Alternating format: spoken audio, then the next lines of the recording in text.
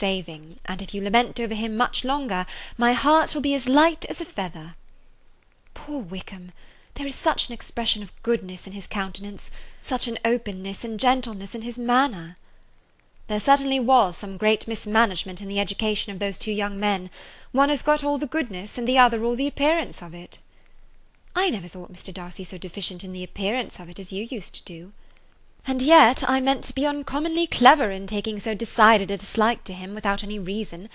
It is such a spur to one's genius, such an opening for wit, to have a dislike of that kind.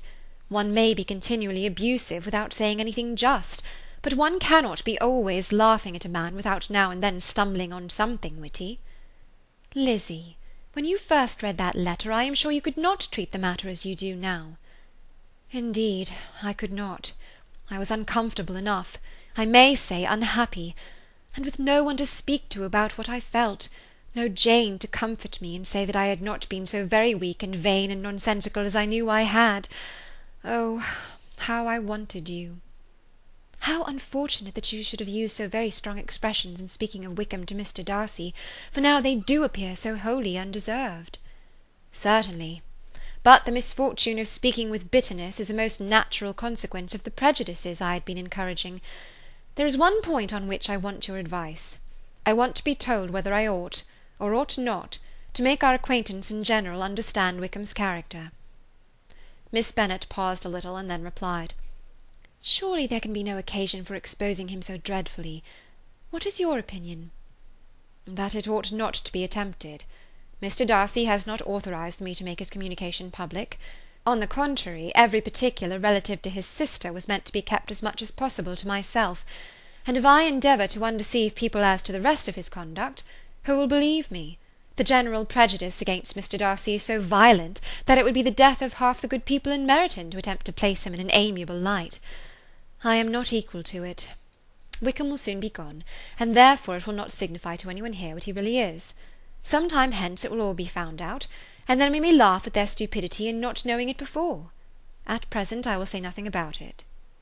You are quite right. To have his errors made public might ruin him for ever. He is now perhaps sorry for what he has done, and anxious to re-establish a character. We must not make him desperate. The tumult of Elizabeth's mind was allayed by this conversation. She had got rid of two of the secrets which had weighed on her for a fortnight, and was certain of a willing listener in Jane, whenever she might wish to talk again of either. But there was still something lurking behind, of which prudence forbade the disclosure. She dared not relate the other half of Mr Darcy's letter, nor explain to her sister how sincerely she had been valued by her friend. Here was knowledge in which no one could partake, and she was sensible that nothing less than a perfect understanding between the parties could justify her in throwing off this last encumbrance of mystery. And then, said she, if that very improbable event should ever take place, I shall merely be able to tell what Bingley may tell in a much more agreeable manner himself. The liberty of communication cannot be mine till it has lost all its value. She was now, on being settled at home, at leisure to observe the real state of her sister's spirits. Jane was not happy. She still cherished a very tender affection for Bingley. Having never even fancied herself in love before, her regard had all the warmth of first attachment, and from her age and disposition, greater steadiness than most first attachments often boast, and so fervently did she value his remembrance, and prefer him to every other man, that all her good sense, and all her attention to the feelings of her friends, were requisite to check the indulgence of those regrets which must have been injurious to her own health and their tranquillity. "Well, Lizzie," said Mrs Bennet one day, "what is your opinion now of this sad business of Jane's? For my part, I am determined never to speak of it again to anybody. I told my sister Philip so the other day, but I cannot find out that Jane saw anything of him in London. Well, he is a very undeserving young man, and I do not suppose there's the least chance in the world of her ever getting him now. There is no talk of him coming to Netherfield again in the summer, and I have inquired of everybody, too, who is likely to know." "I do not believe he will ever live at Netherfield any more."